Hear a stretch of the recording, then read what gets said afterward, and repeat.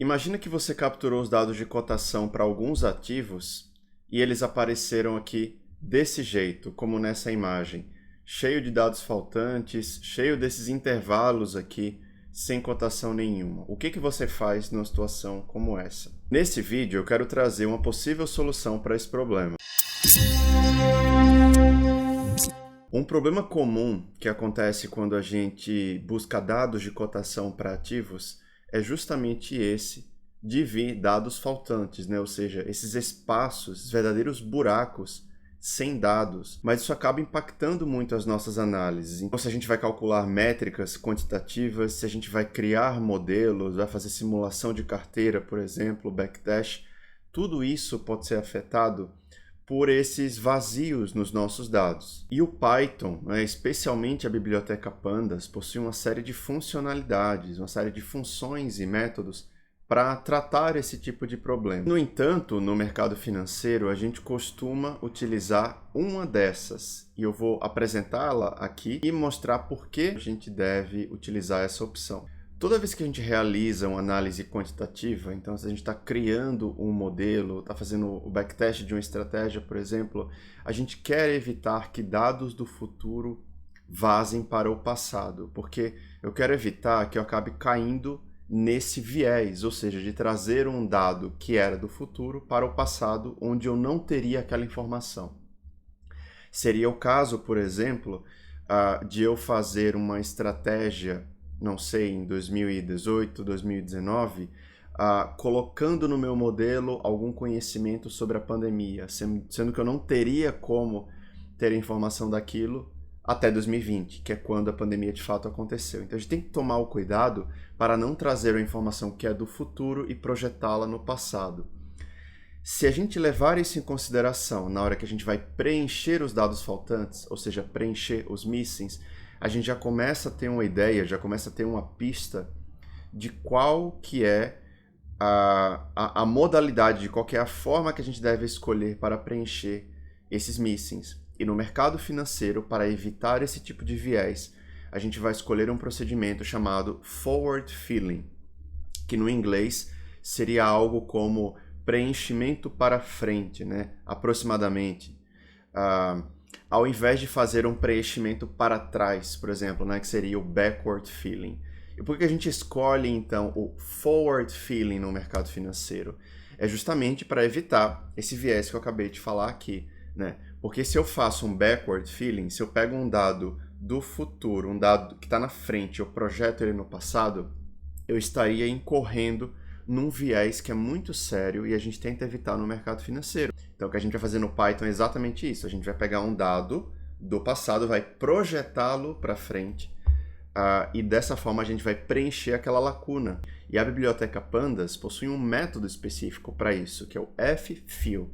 A gente vai utilizar o ffill juntos aqui. Então eu vou para a minha seção do Google Colab, convido vocês a fazerem o mesmo. Para fazer essa demonstração, eu escolhi duas ETFs, e a razão disso é porque recentemente eu fiz uma aula ao vivo lá para a comunidade PMF sobre ETFs, então eu queria continuar trazendo esse tema aqui de ETFs. A gente vai importar a biblioteca yFinance para fazer a captura das informações.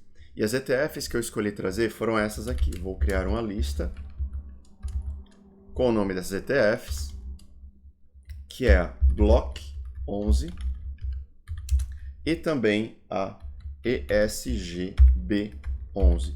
E aí pelo nome, deve ser algo relacionado a ESG.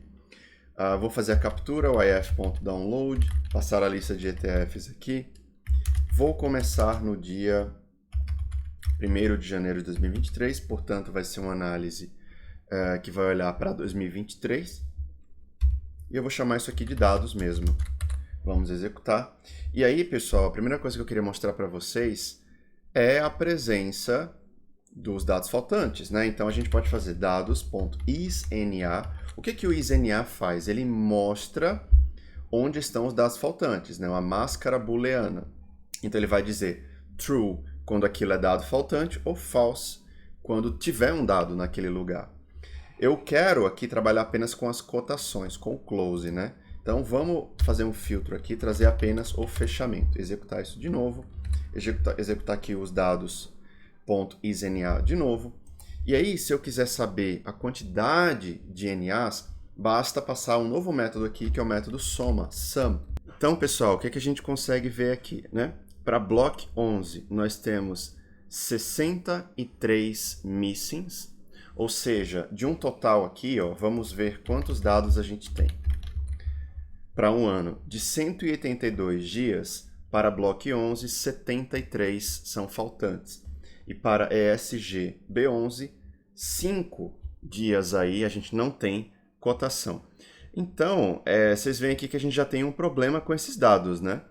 A gente precisa agora visualizar onde estão esses dados faltantes, né? Onde são esses intervalos, essas lacunas. Então, a gente pode plotar esses dados aqui.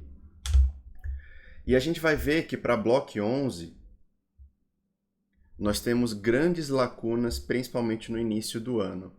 Pode ter tido alguma questão aí que comprometeu a captura desses dados, não sei, eventualmente a gestora não passou os dados para o iFinance, né, para o Yahoo Finance, minto, porque é o Yahoo Finance que consegue esse dado, né? Às vezes foi um problema da própria B3, não sei realmente, né? Talvez por ser um papel pouco líquido, não existe um incentivo muito grande para fazer a captura desse ETF. O ponto é que nós temos esse problema aqui, e esse problema precisa ser resolvido, precisa ser tratado, né? Tem aqui o método ffill da biblioteca Pandas, e eu vou mostrar a sintaxe. É muito simples, pessoal. Vocês basicamente precisam trazer o nome do data frame. Então a sintaxe é essa, primeiro o nome do data frame, tá? Ponto, e aí o método ffill. E aí dentro, vocês precisam passar os parâmetros eixo, então qual que é o axis? O eixo 0 é o eixo das linhas, então se você colocar o x igual a 0, ele vai fazer uma transmissão sempre para a próxima linha, que é o que a gente deseja. Se você colocar o x igual a 1, ele vai fazer uma transmissão por coluna. Então ele pega a coluna anterior, passa o dado para a posterior. Isso aqui representaria um problema, né? Porque senão eu estaria passando o dado de uma ação para outra, de um papel para o outro. Eu não quero isso, eu quero passar da data anterior para a posterior.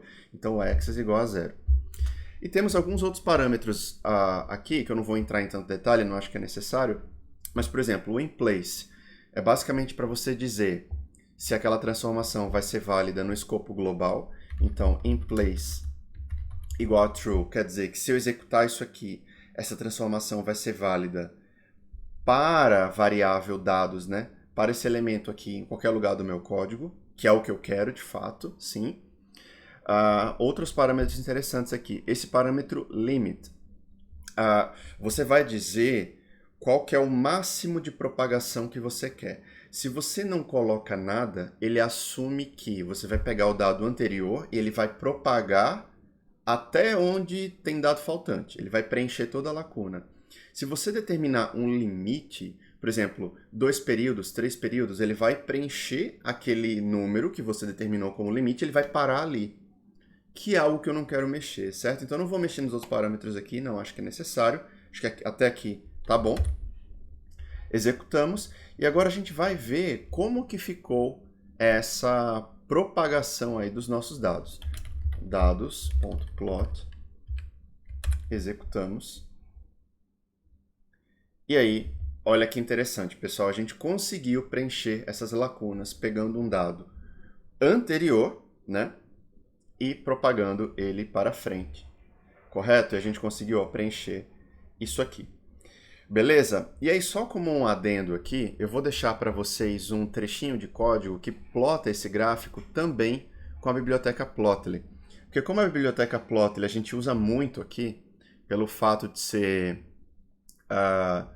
interativa, né? Pelo fato de ser dinâmica, eu acho muito válido vocês colocarem gráficos que utilizam a biblioteca Plotly nos projetos de vocês.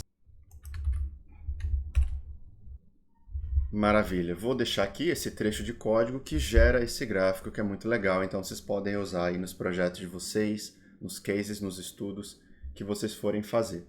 Além do método ffill, existe também na biblioteca Pandas o método bfill.